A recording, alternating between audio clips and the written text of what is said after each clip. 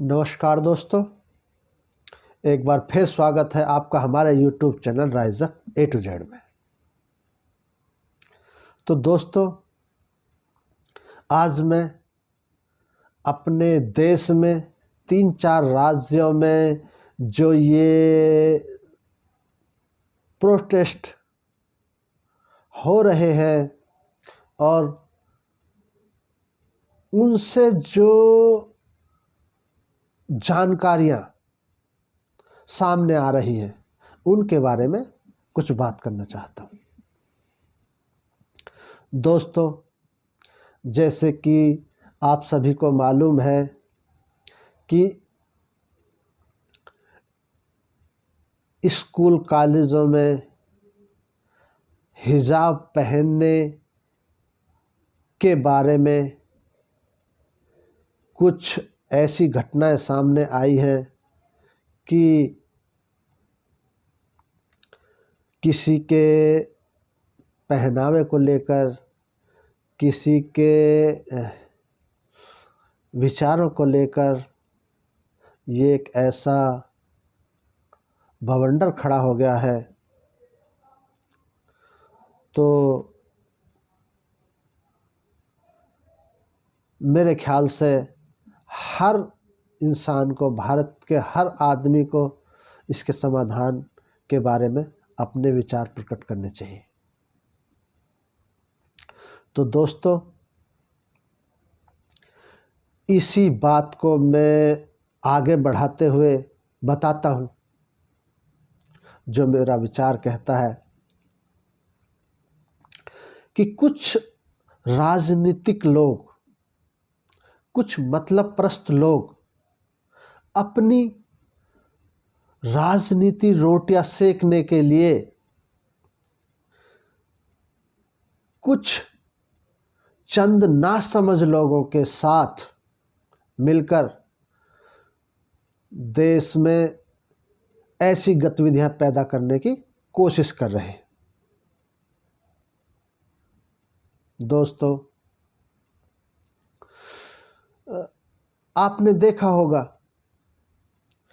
कि ये चंद लोग थोड़े थोड़े दिनों के अंतराल में कोई ना कोई ऐसा सामान लेकर सामने आते हैं और कुछ लोगों को उकसाकर ऐसा माहौल पैदा करने की कोशिश करते हैं।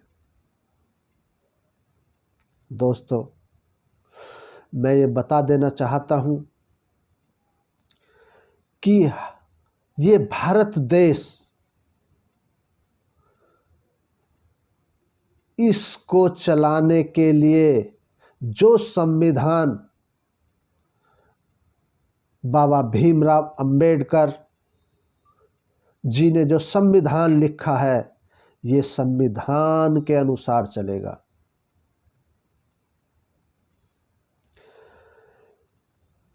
ये मैं क्लियर कर देना चाहता हूं कि ये किसी मौलवी, किसी पंडित, किसी शरीयत या किसी भी ऐसे नफरतवादी इंसानों के नहीं चलेगा। दोस्तों, मैं इस घटना के बारे में कुछ तथ्यों के आधार पर कुछ बोलना चाहता हूं। दोस्तों, मैं ये मानता हूं कि चंद लोग मेरी मुस्लिम बहनों को समय समय पर वो जो इनको मुस्लिम बहनों को आगे नहीं बढ़ने देना चाहते, वो जो उनकी तरक्की से नफरत करते हैं, वो जो उनको प्रगति करते हुए देखना नहीं चाहते,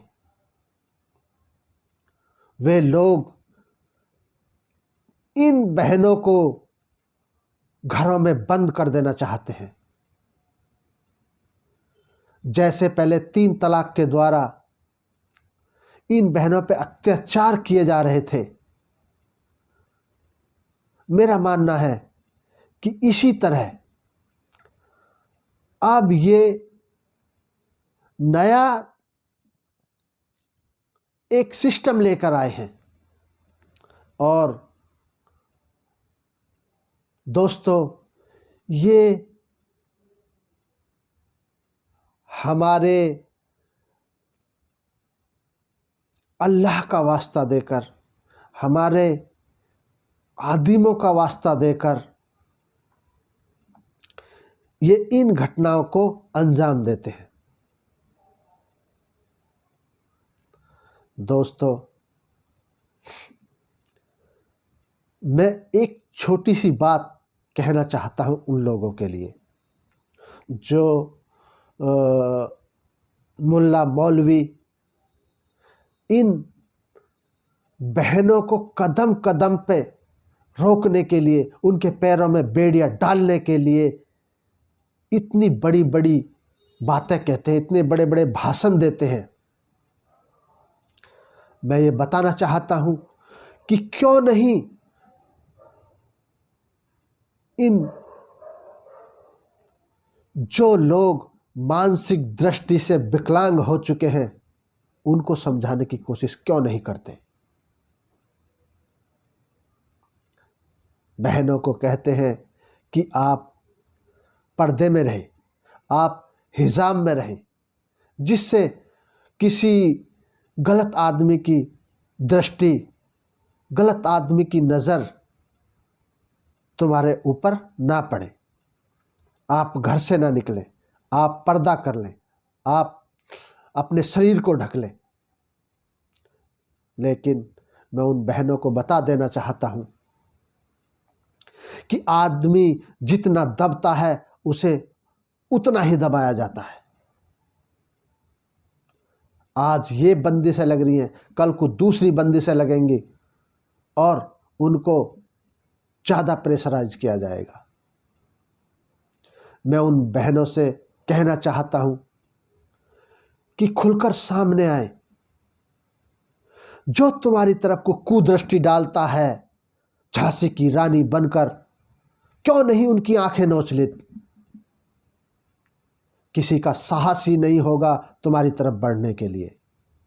दोस्तों, मैं उन चंद लोगों को बताना चाहता हूं जो उनके लीडर हैं, वे इन पे बंदिशें डालने की जगह जो ये गलत सोच वाले, छोटी सोच वाले जो इंसान है, उन पे लानत क्यों नहीं भेजते, उनको क्यों नहीं समझाते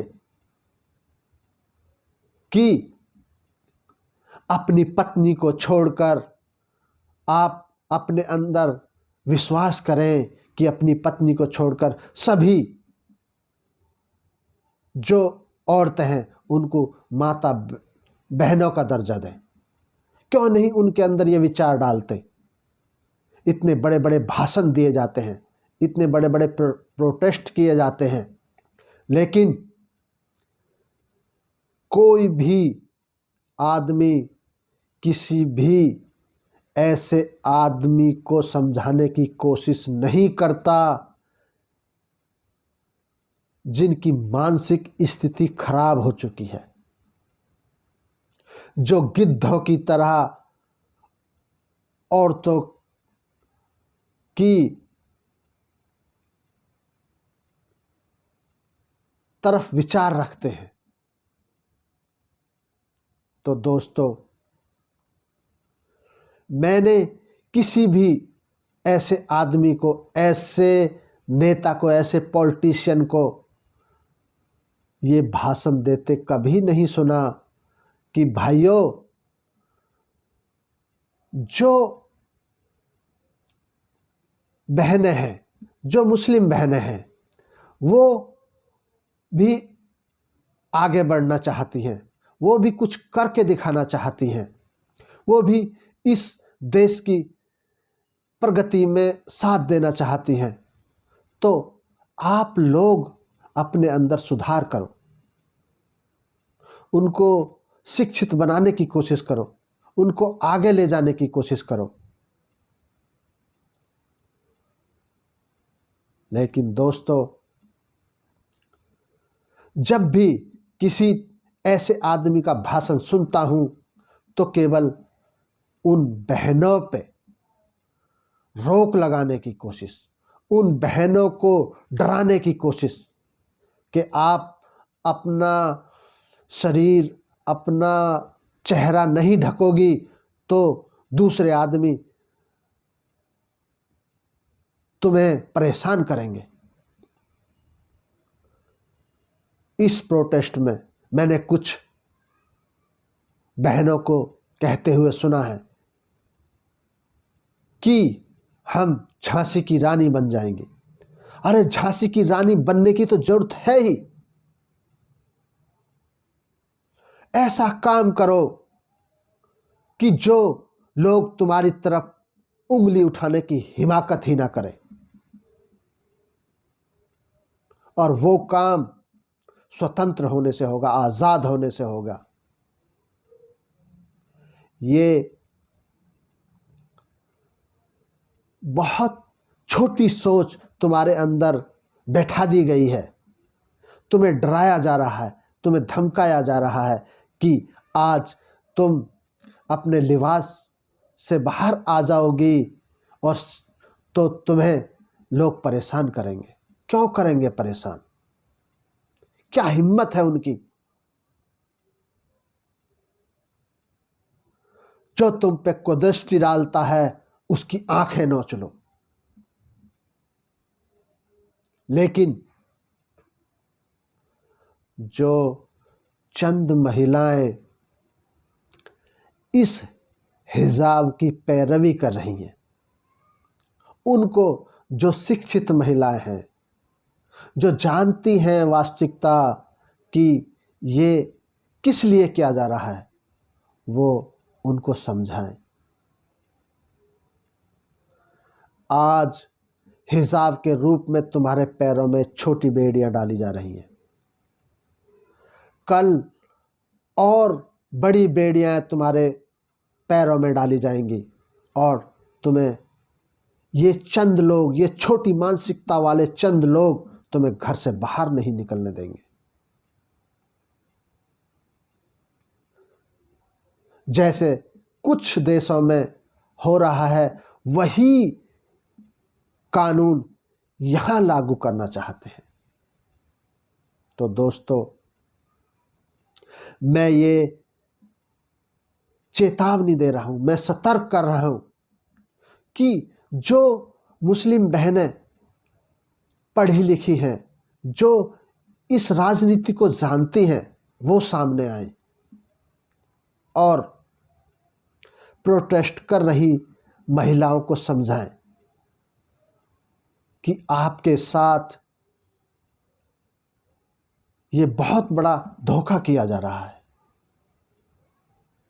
दोस्तों, तुमने देखा होगा 3 तलाक के रहते हुए मुस्लिम महिलाओं को कितनी यातनाएं सहनी पड़ी है। तो दोस्तों, शरीयत का बहाना देकर, झूठे प्रोपेगेंडा फैलाकर ये लोग तुम्हें आगे नहीं बढ़ने देना चाहते। छोटी मानसिकता वाले लोगों को रोकना नहीं चाहते। ये कौन सी बात हुई कि किसी दूसरे आदमी की गलती का खामियाजा ये महिलाएं उठाएं? क्यों? अरे, जो कुदृष्टि डालने की, जिसकी दृष्टि, जिसकी सोच गलत है, उसको समझाओ, उसको रोको। मैं आपसे हाथ जोड़ के विनती करता हूं कि ये महिलाएं भारत के विकास में साझेदारी करना चाहती हैं। ये महिलाएं आगे बढ़ना चाहती हैं और इन महिलाओं के साथ ही हमारे देश की तरक्की निश्चित है। तो कृपया इनके पैरों में बेड़ियां न डालें। तो दोस्तों, मैं उन पढ़ी लिखी मुस्लिम महिलाओं को आगे आने की बात कह रहा हूँ कि कृपया ये जो इनकी छोटी सोच है इसको कभी भी पूरा न होने दें। और इसके लिए मैं 2 लाइन कहना चाहता हूँ। दोस्तों, हम भी ज़माने से सताए हुए हैं, हम भी ज़माने से सताए हुए हैं, तुम भी ज़माने के सताए हुए हो। हम भी ज़माने से सताए हुए हैं, तुम भी ज़माने के सताए हुए हो। अरे हम भी ज़माने से आए हुए हैं, तुम भी ज़माने से आए हुए हो। हम भी ज़माने से आए हुए हैं, तुम भी ज़माने से आए हुए हो। हमने तो सिल लिए अपने घाव अपने समझकर, हमने तो सिल लिए अपने घाव अपने समझकर, हमने तो सिल लिए अपने घाव अपने समझकर, और तुम तो घावों से मरहम हटाए हुए हो। हमने तो सिल लिए अपने घाव अपने समझकर, और तुम तो घावों से मरहम हटाए हुए हो। शिकवा करने के तौर तरीके बहुत हैं, मगर शिकवा करने के तौर तरीके बहुत हैं, मगर और तुम तो जमाने से नफरत बढ़ाए हुए हो। शिकवा करने के तौर तरीके बहुत हैं, मगर और तुम तो जमाने से नफरत बनाए हुए हो। तुमको डुबो देगा तुम्हारा ये वहम, तुमको डुबो देगा तुम्हारा ये वहम, तुमको डुबो देगा तुम्हारा ये वहम कि तुम किसी धर्म के डुबाए हुए हो। तुमको डुबो देगा तुम्हारा ये वहम कि तुम किसी धर्म के डुबाए हुए हो। दोस्तों, हिंदू हो या मुस्लिम हो या किसी भी कोई भी कास्ट हो, कोई भी जाति हो, कोई भी बिरादरी हो, हमारे संविधान में, हमारे भारत देश के विकास में, संविधान में सबको बराबर की छूट दी हुई है। तो दोस्तों, मैं आशा करता हूँ कि मेरी इन बातों पे गौर किया जाएगा, और ख़ासकर मैं उन मुस्लिम भाई बहनों से जो पढ़े लिखे हैं, जो इन चंद छोटी सोच वालों की बातों को परखते हैं, पहचानते हैं, इनकी मानसिकता को जानते हैं, वो लोग आगे आकर अपनी बहनों को, मेरी बहनों को समझाने की कोशिश करें कि आज ये एक उठाया हुआ गलत कदम तुम्हें दूसरी खाई की तरफ ले जाएगा। तो दोस्तों, मैं हाथ जोड़कर विनती करता हूँ कि हो सकता है मेरी वीडियो में कोई 1-2 बात ऐसी हो जिससे आप सहमत ना हो, तो मैं माफ़ी चाहता हूँ। और दोस्तों, मेरी वीडियो को लाइक करें, सब्सक्राइब करें। थैंक यू, धन्यवाद।